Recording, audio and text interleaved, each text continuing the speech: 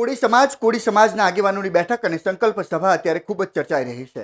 એક તરફ પરસોત્તમ સોલંકી સંકલ્પ સભાનું આયોજન કરે છે, 1.5 કરોડ લોકો સંકલ્પ સભામાં આવશે તેવી વાત કરે છે અને પછી એ સભા મોકૂફ રાખવામાં આવે છે। તો બીજી તરફ એ જ તારીખે દક્ષિણ ગુજરાતમાં કોળી સમાજના આગેવાન કુંવરજી બાવળિયા કોળી સમાજના આગેવાનોની બેઠકનું આયોજન કરે છે। આ બધા જ કન્ફ્યુઝનનો જવાબ તમને અહીં મળશે।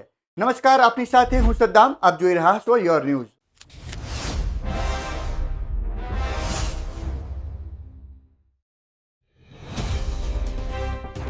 પરસોત્તમ સોલંકી હોય, હીરા સોલંકી હોય, બ્રજરાજ સોલંકી હોય કે રાજુ સોલંકી અથવા તો પછી કુંવરજી બાવળિયા, બધા જ કોળી સમાજના આગેવાનો તો છે જ, પણ આ લોકો રાજકીય રીતે જોવા જઈએ તો કોઈ ભાજપ અને કોઈ આમ આદમી પાર્ટીમાં છે। હવે વાત મુદ્દાની કરીએ કે પરસોત્તમ સોલંકીની આગેવાનીમાં જે સંકલ્પ સભાની વાત કરવામાં આવી હતી એ શું હતી અને 1.5 કરોડ લોકોની વાત શું હતી અને આ કાર્યક્રમ મોકૂફ કેમ રખાયો। ઘણા લોકોનો પ્રશ્ન આ જ હતો કે મોકૂફ રાખ્યો તો આ કાર્યક્રમ હવે ક્યારે થશે અને શું ખરેખર 1.5 કરોડ લોકો આ કાર્યક્રમમાં જોડાશે।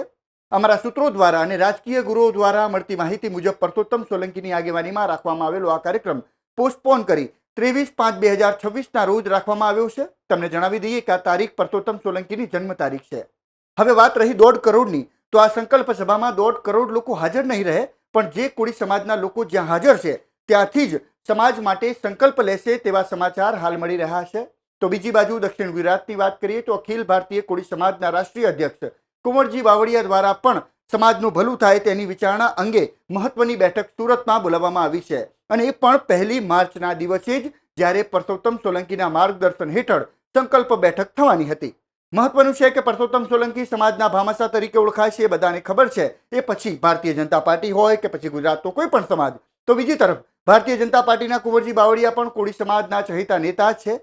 આ બધી બાબતોમાં ઘણા બધા સવાલોના જવાબ આપણને 1 માર્ચના દિવસે જ મળશે, જ્યારે અખિલ ભારતીય કોળી સમાજની બેઠક કુંવરજી બાવળિયાની અધ્યક્ષતામાં મળશે। હવે તમામ બાબતે તમારું શું મંતવ્ય છે કોમેન્ટ બોક્સમાં જણાવી શકો છો। રાજકારણ વસીસ સમાજકારણ વસે તમારું શું કહેવું છે આ બાબતે? અપડેટ્સ અને માહિતી માટે અમારી સાથે જોડાયેલા રહેશો। નમસ્કાર।